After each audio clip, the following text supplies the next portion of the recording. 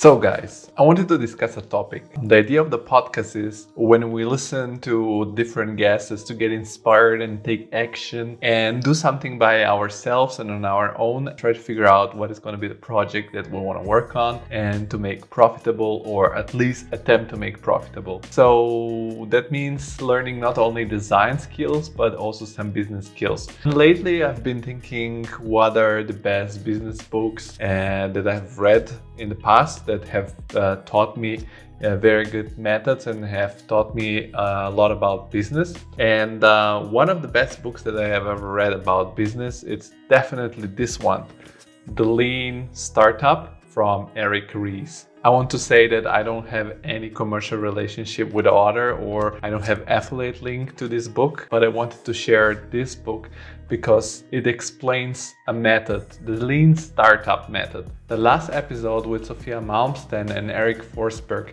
made me think a lot about this because their path remind me exactly about the Lean Startup method. So let's understand what is the Lean Startup method that Eric Ries exposes in his book. Every business or every concept starts with an idea. And this idea, it comes out of our head. We have to put it out there to test it, because every possible outcome that we can predict is just the fruit of our own imaginations. The first step is to make a vision and start working on making an MVP. The MVP is the minimum viable product, the easiest first version and prototype of the final big vision of that product, and to put it out there. It's important to put it out there even when it's not ready, just to get the feedback of the people that will use it or that will consume it, so that you know how they receive it. And they will give you feedback, because people love to give feedback. From this feedback, you need to learn. You have to understand what they're telling you. And once you've gathered the data, you learn from the data and you go back to your idea and decide if it's the right idea and you should continue and improve it, or pivot to turn direction, change direction,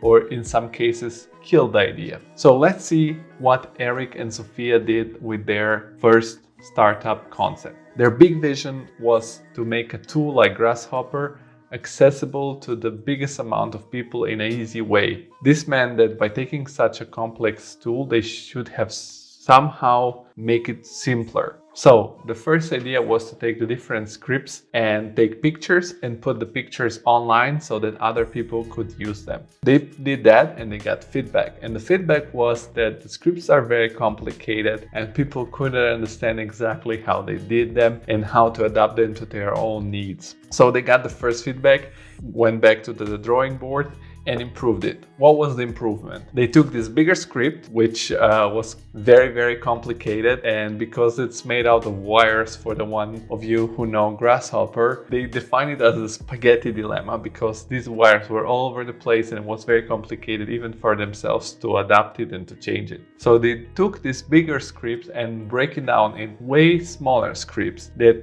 were working as components, and they were put out these components with the hope that people could build them in a way that works for them and that can be useful for their own project. Once they put it out, they got another feedback. The feedback was that all the people that they were using their scripts needed a lot of consultation. That was good, because that gave them the opportunity to work as consultant for bigger architecture offices that didn't know exactly how to use the scripts, and that make them some money. But that in the long term generated a lot of work and a lot of stress for them. So they needed to go back to the idea and pivot. And this is where they pivoted. They wanted to move from being consultants to create a product which people can use by themselves. So they decided to go with a cloud-based platform where the different companies can access the platform from anywhere, because it's on the internet, and with very simple interface and very simple slider, input all the parameters that they needed in order to use the software and to generate projects. And the simplicity of the concept was so good that even people that are not actually architects could use the platform. For example, real estate developers can also go and by themselves check some of their development ideas by inputting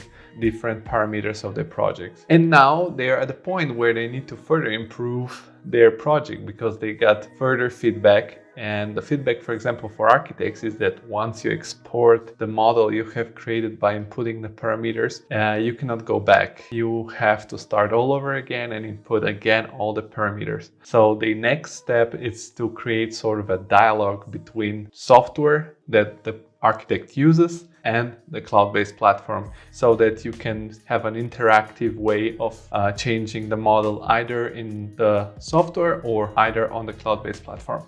And I think their company is very cool because the story of their company is very cool.